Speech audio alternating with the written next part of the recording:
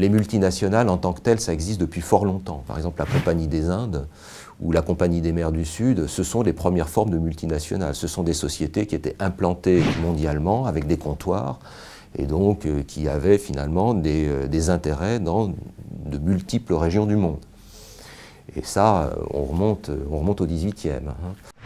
Et le nombre de multinationales a été multiplié par 10 en à peine 30 ans. C'est-à-dire qu'on en compte plus de 70 000 aujourd'hui, il y en avait 7 000 au début des années 70. Et ça, c'est pas que c'est nouveau, mais ça a pris une dimension tout à fait considérable.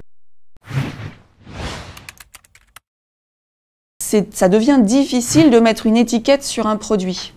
L'industrie automobile américaine, de tout temps, il y a eu des flux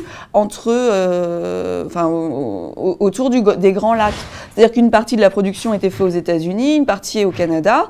Et en fait, il y a des études qui montrent qu'une automobile construite à cet endroit-là a traversé le grand lac en question, le Michigan, une dizaine de fois. Donc, à la fin, comment on dit que c'est made in USA, made in Canada? Il y a une partie qui a été construite quelque part, une partie qui a été construite ailleurs. Sachant que les capitaux viennent peut-être d'un autre endroit et que la main-d'œuvre est peut-être immigrée. Donc ça perd de son sens, le made in quelque part. Il y a une multitude d'exemples. Il y a un exemple, une pièce de lingerie aussi brodée. Qui peut voyager énormément avant d'atterrir dans un rayon de supermarché. Par exemple, on a le cas d'une société qui vendait des pièces de lingerie, et dont la matière première pouvait venir d'Afrique ou de Chine.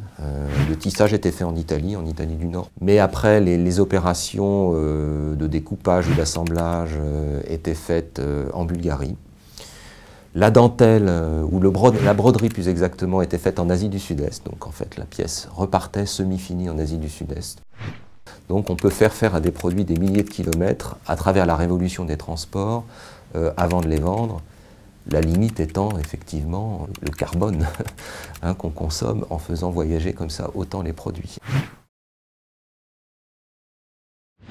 Avant, tout se rapportait aux pays développés. Maintenant, on a des liens directs entre pays émergents. C'est-à-dire que l'explosion de la Chine, ça a aussi profité au Brésil qui exporte vers la Chine des matières premières.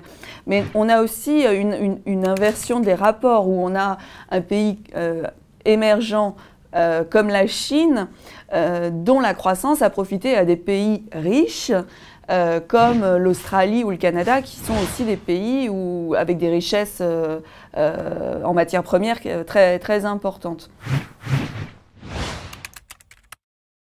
La Chine va beaucoup vieillir avec la politique de l'enfant unique. Et donc vous avez des candidats, j'allais dire, à la succession. L'Indonésie, qui est un pays qui est très grand et qui se développe rapidement, l'Indonésie a un avenir. Et le sous-traitant de la Chine aujourd'hui, c'est peut-être l'Indonésie. Le sous-traitant de l'Indonésie demain, c'est le Vietnam, le Laos, etc. BNP Paribas, la banque et l'assurance d'un monde qui change.